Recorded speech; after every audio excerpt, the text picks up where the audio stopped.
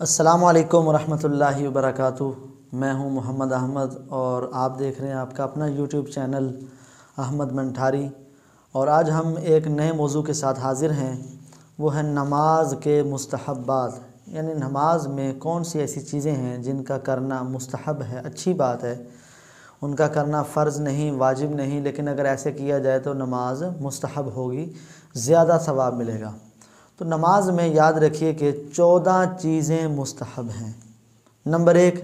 نیت کرنا، اور نیت کے الفاظ جو ہیں یہ زبان سے ادا کرنا۔ تو نیت کرنا یہ نماز کی شرائط میں سے شامل ہے، لیکن نیت کے الفاظ زبان سے ادا کرنا یہ نماز کے مستحبات میں سے ہے۔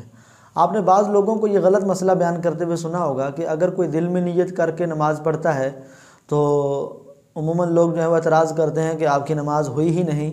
حالانکہ زبان سے نیت کے الفاظ کہنا اچھی بات ہے، مستحب ہے، لیکن اگر کوئی اپنی زبان سے الفاظ نہیں ادا کرتا، دل میں اس کی یہ نیت ہے کہ میں کون سی نماز پڑھ رہا ہوں، تو اس کی نماز بالکل جائز ہوگی، سنت کے مطابق ہی ہوگی۔ دوسرا مستحب ہے قیام میں، یعنی جب ہم کھڑے ہوں گے تو اس وقت دونوں پنجوں کے درمیان جو پاؤں ہیں ان کے درمیان فاصلہ یہ 4 انگل کا ہونا، یعنی 4 انگل کا، یہ جسے ہم پنجابی میں چپا بھی بولتے ہیں، تو 4 انگل کا فاصلہ ہو، تو کم از کم 4 انگل کا یا ایک بالشت کا فاصلہ ہو، تو 4 انگل کا فاصلہ ہونا قیام میں یہ مستحب ہے۔ نمبر 3، قیام کی حالت میں نظر کہاں ہو؟ سجدے کی جگہ، جہاں پر آپ کا سر لگے گا، سجدے میں جا کے پیشانی جہاں لگے گی وہاں پر قیام کی حالت میں نظر ہونا مستحب۔ نمبر 4، رکوع میں دونوں قدموں کے اوپر والا حصہ جو قدموں کی پشت ہے ان کے اوپر نظر ہونا مستحب۔ نمبر 5، سجدے میں ناک کی طرف نظر ہو، سجدے کے اندر ناک کی طرف، اور قعدہ میں گود کی طرف نظر ہو۔ تو قیام کی حالت میں سجدے کی جگہ، رکوع کی حالت میں دونوں پاؤں کی پشت پر، اور سجدے کی حالت میں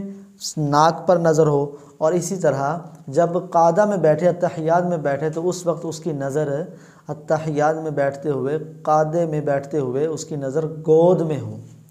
اچھا، اسی طرح پہلے سلام میں سیدھے کاندھے کی طرف دیکھنا، یہ 7واں مستحب ہے۔ نمبر 8، دوسرے سلام میں الٹے کاندھے کی طرف دیکھنا۔ تو اگر کسی نے صرف السلام علیکم ورحمۃ اللہ، السلام علیکم ورحمۃ اللہ کہہ دیا تو اس کی نماز ہو جائے گی، البتہ یہ جو دائیں بائیں ہم دیکھتے ہیں، پہلے سیدھی طرف پھر الٹی طرف جو دیکھتے ہیں، یہ دیکھنا پہلے سیدھی طرف پھر الٹی طرف، یہ مستحب عمل ہے۔ نمبر 9، منفرد، یعنی جو شخص اکیلا نماز پڑھ رہا ہے اس کے لیے بہتر یہ ہے کہ وہ رکوع اور سجدوں میں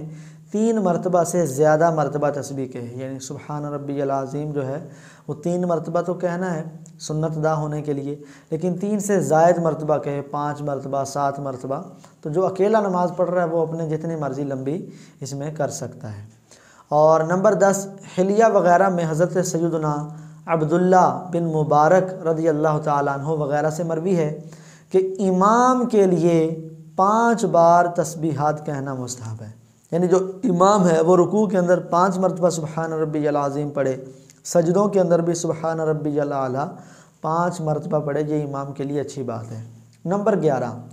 جس کو کھانسی آئے، نماز کے اندر کھانسی آتی ہے، تو اس کے لیے مستحب یہ ہے کہ کوشش کرے کہ کھانسی کو روکے، تو یہ اس کا روکنا، تاکہ میں عبادت اللہ کی صحیح توجہ سے کر سکوں، تو یہ جہاں تک ممکن ہو اپنی کھانسنے سے رکنا، یہ بھی مستحب ہے۔ نمبر 12، جماہی آتی ہے، بعض لوگوں کو نیند آتی ہے تو اس طرح جماہی آتی ہے، تو جماہی آئے تو منہ بند کر لے، یا پھر ہونٹوں کے ذریعے سے اپنے منہ کو بند کرنے کی کوشش کرے۔ قیام میں ہے تو قیام میں ہمارا سیدھا ہاتھ اوپر ہوتا ہے، تو سیدھے ہاتھ سے منہ اپنا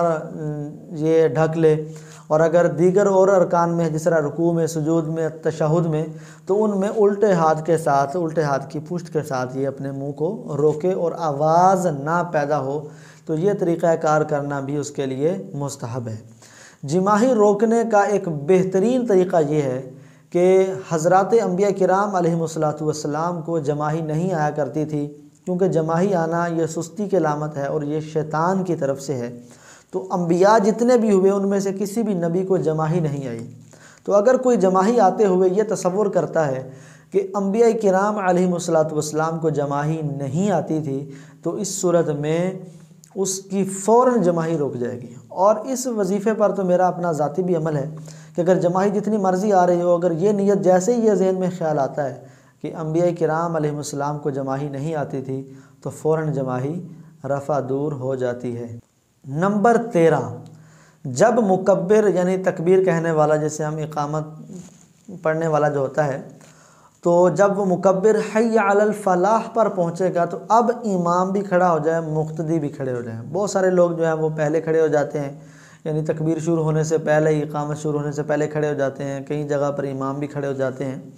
تو مستحب یہ ہے کہ امام اور پوری جماعت جو ہے جب حی علی الفلاح کہا جائے، حی علی الصلاح کہا جائے، اس وقت کھڑے ہوں، اس وقت کھڑا ہونا مستحب ہے۔ لیکن اگر کوئی پہلے کھڑا ہو جاتا ہے گناہ گار نہیں، لیکن ثواب اسے نہیں ملے گا، کیونکہ ثواب مستحب پر عمل کرنے کی صورت میں ملے گا، اور مستحب یہ ہے کہ حی علی الفلاح جب کہا جائے تب امام اور مقتدی یہ کھڑے ہوں۔ چوتھا اور آخری مستحب ہے، سجدہ جب ہم کریں تو بلا حائل زمین پر سجدہ ہو۔ تو بہت اچھے اچھے کارپیٹ، بہت اچھے اچھے جائے نماز، بہت اچھے اچھے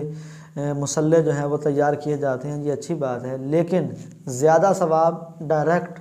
سجدہ زمین پر ہو، ہماری پیشانی اللہ کی بارگاہ میں جھک جائے، ماربل پر یا کسی اور صاف جگہ پر جو پاک اور صاف ہو، تو وہاں پر اگر سجدہ ہوگا تو اس میں سب سے زیادہ ثواب ہے، کیونکہ بلا حائل زمین پر سجدہ کرنا یہ مستحب ہے۔ حجت الاسلام حضرت سیدنا امام محمد بن محمد غزالی رحمۃ اللہ علیہ نقل فرماتے ہیں کہ حضرت سیدنا عمر بن عبدالعزیز رضی اللہ تعالیٰ عنہ ہمیشہ زمین پر ہی سجدہ کرتے تھے، یعنی سجدے کی جگہ پر آپ جو ہے وہ مصلی نہیں بچھایا کرتے تھے۔ یہ عمر بن عبدالعزیز رضی اللہ تعالیٰ عنہ کا طریقہ کار تھا، اور اس میں عاجزی بھی ہے کہ جتنی عاجزی زمین پر سجدہ کرنے میں اللہ کی بارگاہ میں ہوگی اتنے اچھے اچھے مصلوں پر کرنے میں نہیں ہوگی۔ البتہ اچھے مصلے پر بھی نماز پڑھنا یہ اچھی بات ہے، جائز ہے، اس میں کوئی شک نہیں ہے،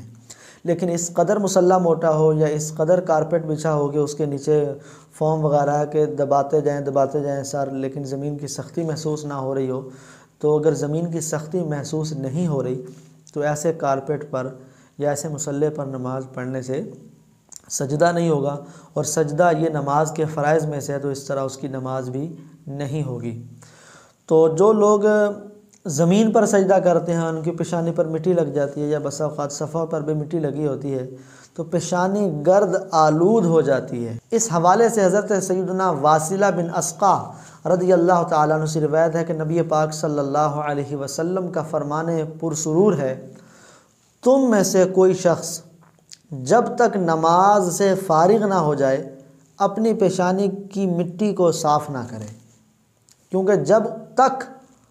اس کی پیشانی پر نماز کے سجدے کا نشان رہتا ہے فرشتے اس کے لیے دعائے مغفرت کرتے رہتے ہیں۔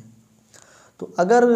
یہ مٹی لگ جائے تو اس کو لگا رہنے دیں، کہ یہ اللہ کی بارگاہ میں عاجزی کی ہمارے پاس ایک علامت ہے۔ تو اگر کوئی تکبر کی نیت سے مٹی ہٹاتا ہے تو یہ گناہ ہے، لیکن تکبر کی نیت سے نے ویسے ہی جھاڑ لیا تو اس صورت میں یہ جائز ہے، لیکن بہتر یہ ہے کہ لگا رہنے دے اس مٹی کو، کیونکہ جب تک یہ مٹی سجدے کا نشان اس کی پیشانی پر برقرار رہے گا، ہم نے حدیث سنی کہ فرشتے اس کے لیے اس وقت تک مغفرت کی دعا کرتے رہیں گے۔ اللہ تعالیٰ آپ سب کا حامی و ناصر ہو، اور ہمیں نماز کے یہ پورے مسائل سیکھنے کی توفیق عطا فرمائے۔ تو جنہوں نے ہماری جو ہے وہ نماز کے پورا طریقہ، فرائض، واجبات، مستحبات یہ آج بھی بیان ہو چکے، تو اس کو دیکھنے کے لیے آپ پلے لسٹ ملاحظہ کر سکتے ہیں۔